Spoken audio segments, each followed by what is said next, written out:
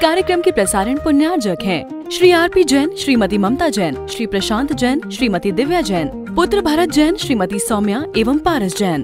परिग्रह का स्वरूप क्या होता है, यह आगम के माध्यम से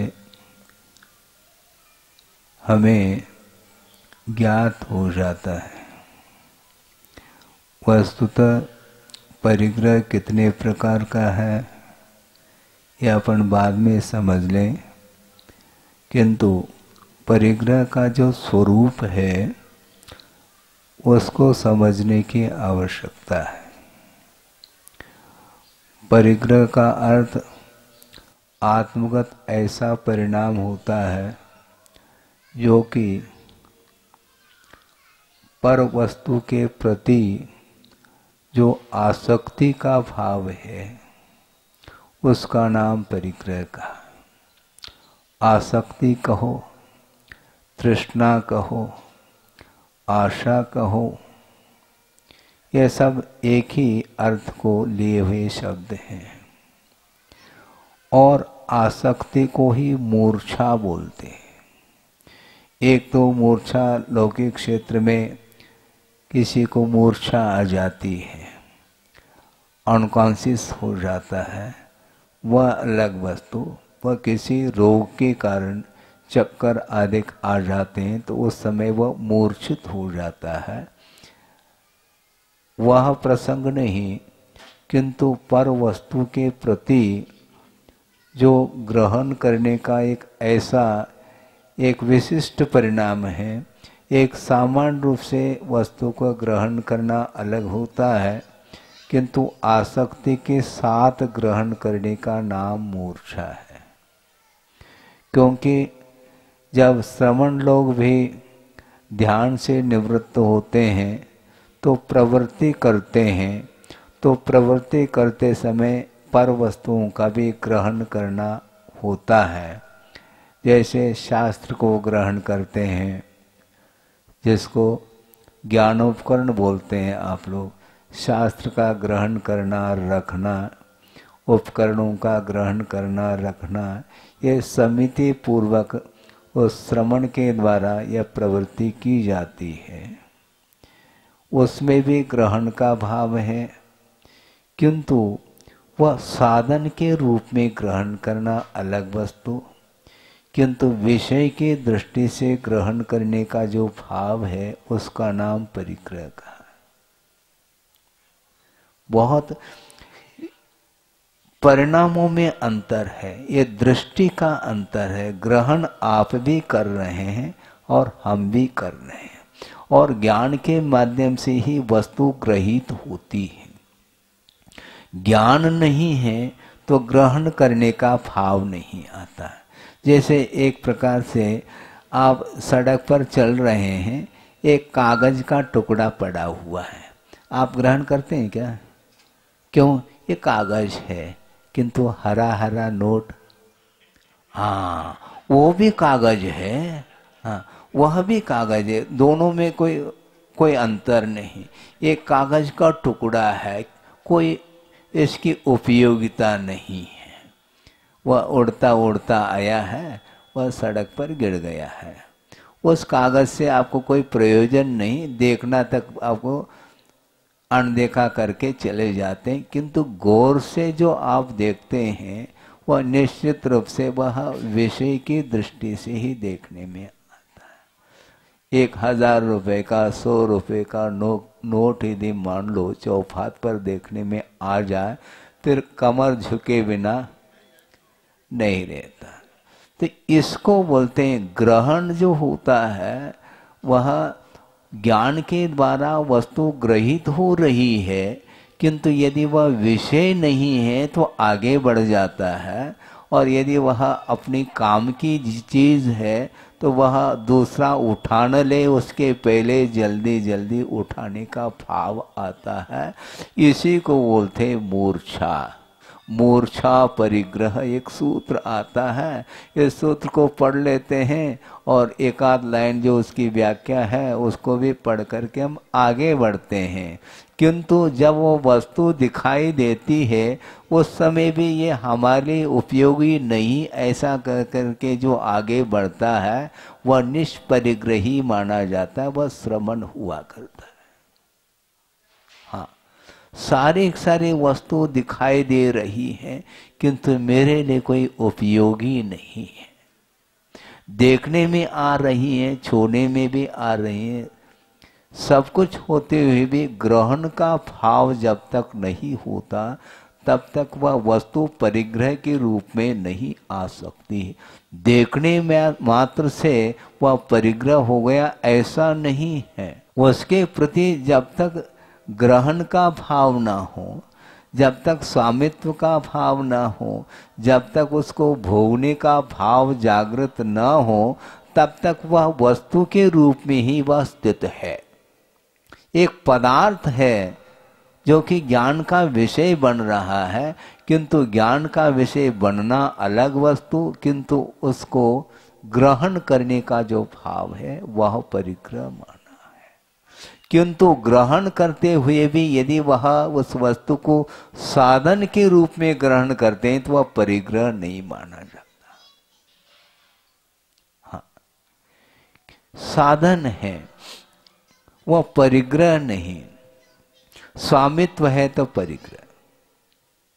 जैसे आप ट्रेन से यात्रा कर रहे हैं, ठीक है, टिकट ले लिया और पैसा भर लिया और यात्रा आपकी चल रही है। उस ट्रेन के प्रति आपका कोई स्वामित्व भाव है? नहीं। और मंजिल आते ही उतर करके निकल जाएंगे आप।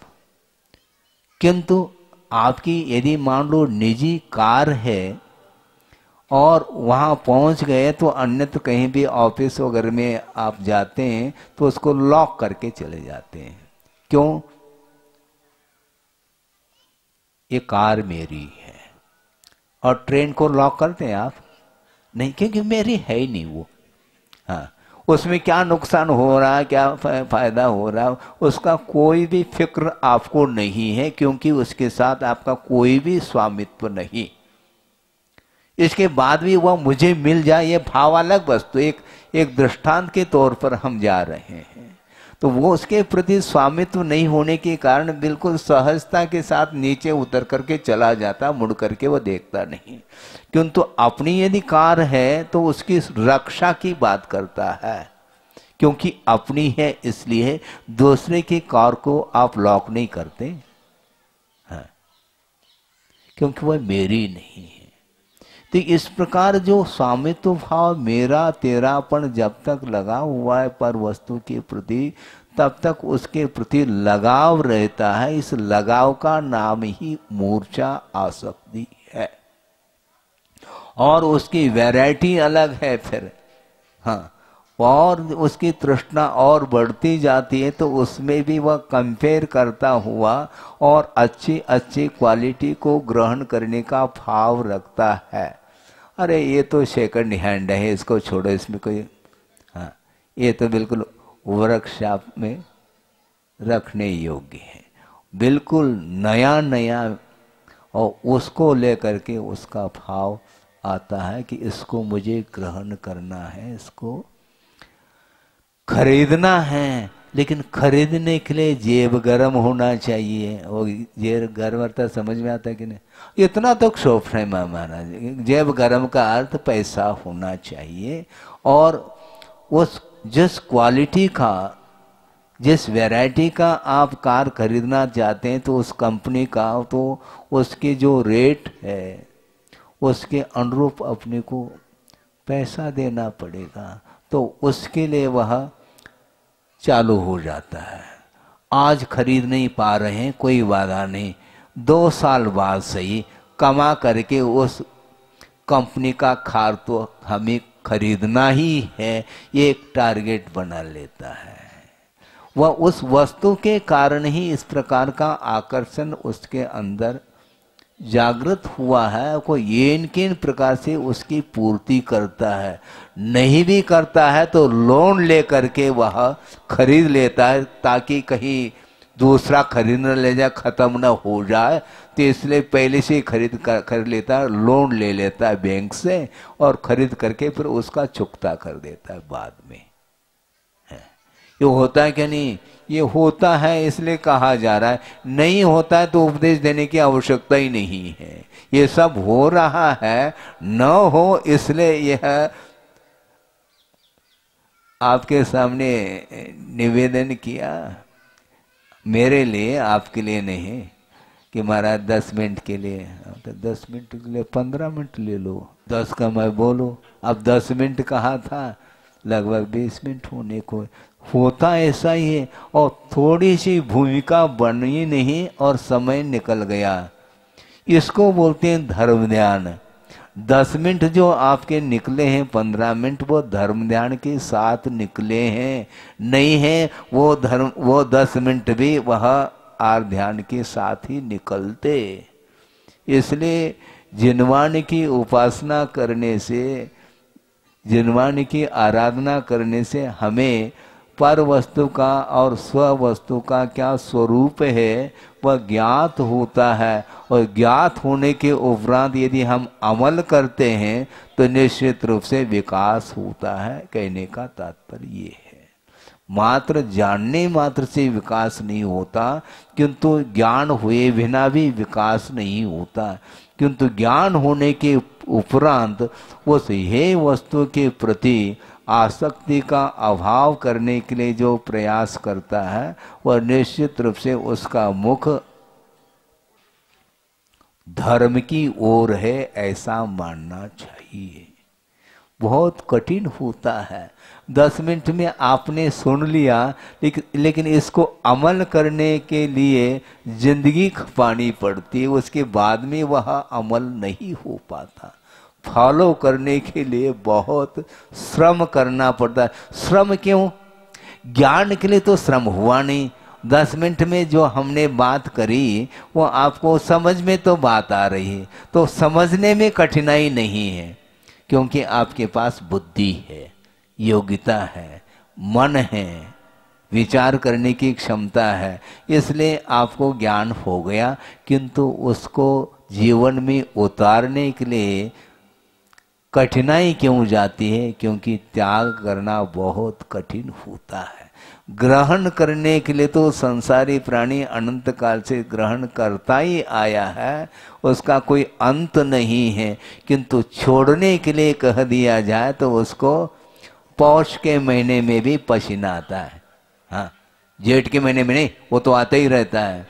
हाँ, पौष के महीने में कड़ाके की ठंड पड़ रही है और त्याग की बात करो महाराज, हम विचार कर लेते हैं। सुनने के लिए तो ये घंटा सुनने के लिए हम बैठे हैं महाराज। हाँ, क्योंकि सुनने में कोई त्याग की बात ही नहीं, छोड़ने की बात, किंतु छोड़ने की ही चर्चा की जा रही है। ध्यान रखो, परिग्रह का स्वरूप बता दिया। परिग्रह के माध्यम से ही संसारी प्राणी का निरंतर पतन हो रहा है। यदि आप उत्थान की बात करते हैं, आत्मोन्नति की बात करते हैं, तो त्याग की बात करो, ये कहा। किसको छोड़े महाराज? जो ग्रहण करने योग्य है उसको नहीं छोड़ना है, किंतु जो ग्रहण करने योग्य नहीं है उसको स्वप्न में भी याद नहीं लाना। हाँ, तब आप धर्म कर पाओगे, अन्यथा संभव नहीं। क्योंकि जो छोड़ने योग्य क्या है? छोड़ने योग्य तो केवल 3 वस्तु हैं, राग, द्वेष और मोह। इसके अलावा और कुछ छोड़ना नहीं। महाराज मोक्ष मार्ग में इतना ही करना हुआ, इतना ही नहीं हुआ, बाकी सब हुआ है। हाँ, बाकी जो हो रहा है उसके लिए उपदेश के बिना हो रहा है, और ये उपदेश देने के बाद भी ये कठिनाई इसमें जा रही है, क्योंकि छोड़ने की बात है। जिसके प्रति रुचि है उसको समाप्त करना कठिन है, और विषयों के प्रति रुचि अनादिकाल से बनी हुई है, इसलिए उसको छोड़ने के लिए उसको कष्ट का अनुभव हो रहा है। हाँ, होता है ऐसा, क्योंकि यह संस्कार है। इन संस्कारों को धीरे धीरे सही, हाँ, कीड़े के चाल से चलो अथवा कछुए के चाल से चलो, किंतु दिशा यदि आपकी सही है तो मंजिल निश्चित रूप से आप प्राप्त कर लेंगे। मंजिल आपके पास नहीं आने वाला है, ये ध्यान रखना है। 25 किलोमीटर चलना है और चलते चलते गए, अभी कितना है महाराज, आ ही गया। अरे वो कैसा आ रहा है, हम जा रहे हैं कि वो आ रहा है? वो नहीं आ रहा है, वो 1 इंच नहीं खिसक रहा है। वो महाराज कहाँ आ गया, आ रहा है। कहाँ से आ रहा है? वो कार से आ रहा है क्या? गांव कहाँ से आ रहा? आ नहीं रहा, वहीं पर है, हमें जाना है। इसलिए मंजिल आपके पास नहीं आने वाला है, आपको मंजिल के पास जाना है। और मंजिल को तय करने के लिए मार्ग से ही तय किया जाता है। इसलिए मोक्ष मार्ग पर आरूढ़ हुए बिना न किसी का कल्याण हुआ है न होगा।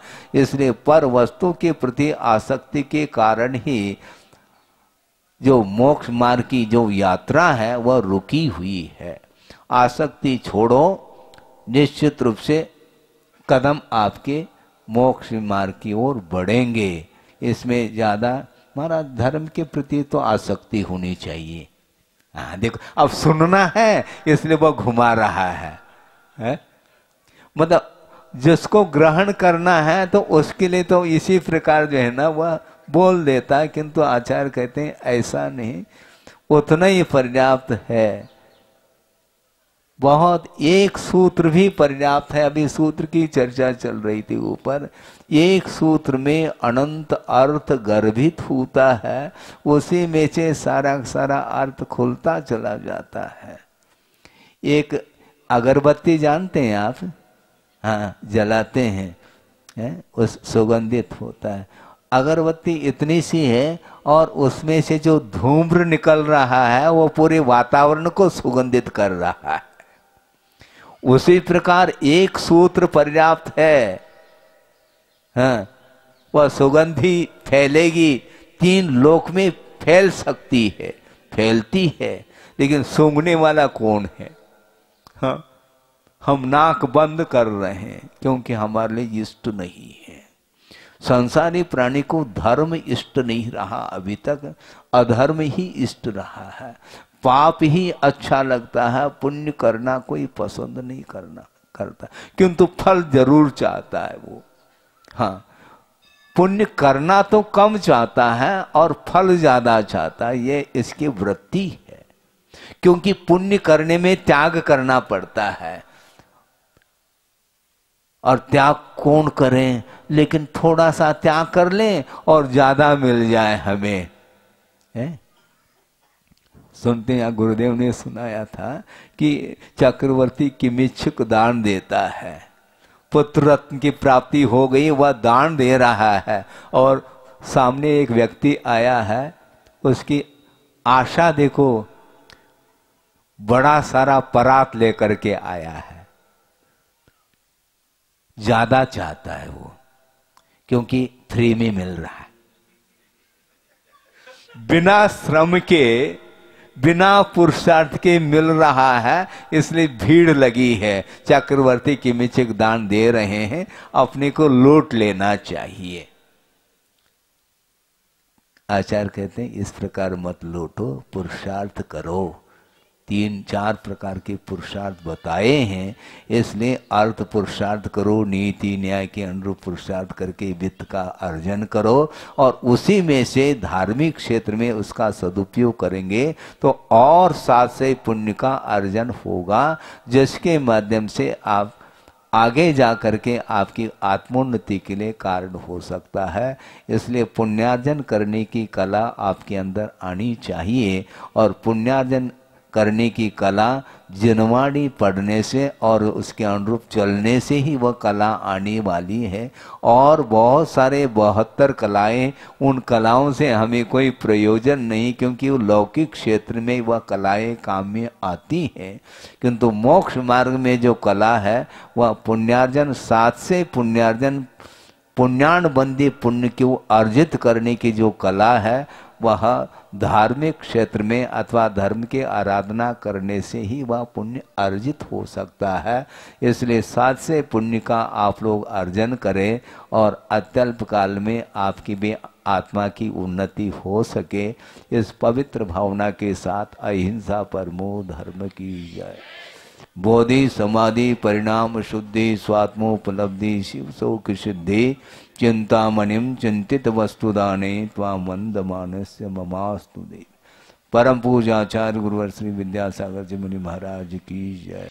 इस कार्यक्रम के प्रसारण पुण्यार्जक हैं श्री आरपी जैन, श्रीमती ममता जैन, श्री प्रशांत जैन, श्रीमती दिव्या जैन, पुत्र भरत जैन, श्रीमती सौम्या एवं पारस जैन।